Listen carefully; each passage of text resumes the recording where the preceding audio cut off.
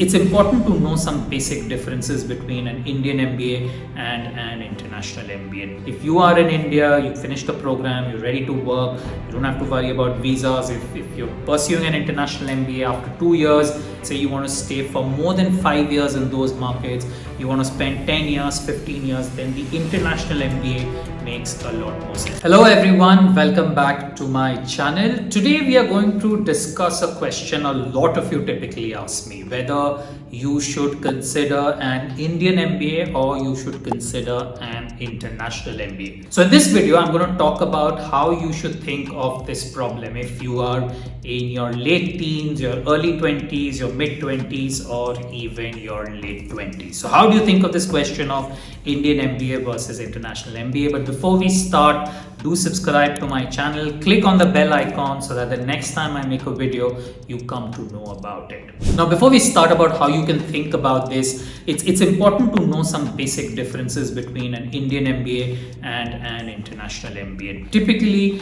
an Indian MBA, most Indian MBAs, you don't need that much work ex. About less than 3 years is all right. You'll get into a good tier 1 school in India with less than 3 years of work ex. If you're looking for an international MBA, you need a lot more work ex. You need ideally between 3 to 7 years of work ex if you're looking at an international MBA. The second thing which is very different about the two is money. So if you're looking at an Indian MBA from a tier 1 business school or a tier 2 business school, you will need to pay in excess of 20 lakhs as fees, sometimes more than 25, sometimes more than even 30 lakhs for the program. If you're looking at the international MBA, the fees are a lot higher. You will have to pay nearly 3 or 4 times that amount, with the cost of the program being in excess of 1 crore. The third thing you have to be careful about, and the big difference between the two programs, an Indian MBA versus an international MBA, is the visa status. So if you are in India, you finish the program, you're ready to work, you don't have to worry about visas. If you're pursuing an international MBA after 2 years,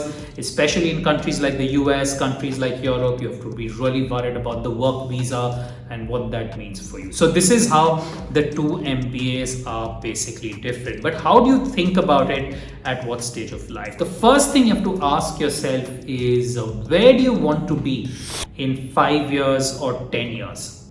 If it is that you have made up your mind that you want to be in India, in about 3-4 years, you want to be in India about 5-6 years, it doesn't really make sense doing the international MBA if you've made up your mind that you want to spend your time in India. If you have made up your mind that you want to work for some significant times in the US or in the UK market, say you want to stay for more than 5 years in those markets, you want to spend 10 years, 15 years, then the international MBA makes a lot more sense. So ask yourself, if you are say 21, 22, by the time you're 28, 29, where do you want to be? Do you want to be in India or do you want to be outside? And that should be the first determinant in terms of what sort of MBA you should pursue.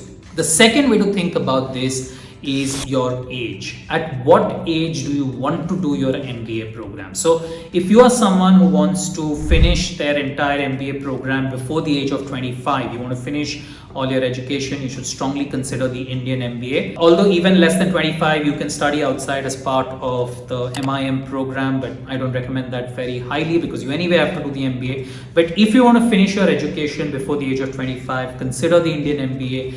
If you want to work for some time, you want to work for 3 years, 5 years, 7 years, and then study and do an MBA, you have to consider the international MBA. So the second perspective you have to think of is, at what age do you want to finish your education?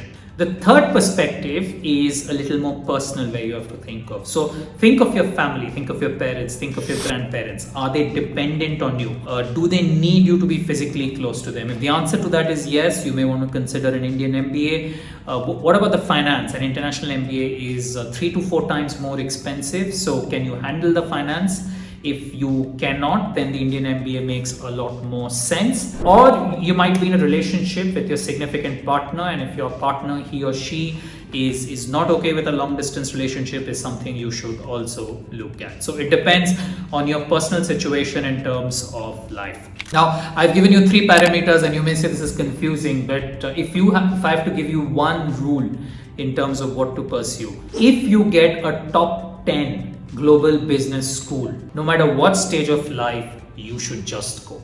If you get a top 10 or top 15 global business school, you should always go. Below that, below the top 15 business schools is what you should think in terms of the parameters I told you, in terms of finances, in terms of the age, in terms of where you want to settle in the long run. But if you are not getting a top 15 global business school, I strongly think you should stay in India. It's the next decade is a brilliant decade that is coming up, and honestly the biggest pro in favor of an Indian MBA, the lifestyle you will lead in India with the salaries you will get, you will never be able to lead that lifestyle in the United States or in the United Kingdom or Australia. So with this, we come to the video of how you should consider the Indian MBA versus the International MBA. Before we finish, do drop in your questions. I will try and answer as many as I can, but do subscribe to this channel. Click on the bell icon so that the next time I make a video, you come to know about it. And till next time, take care.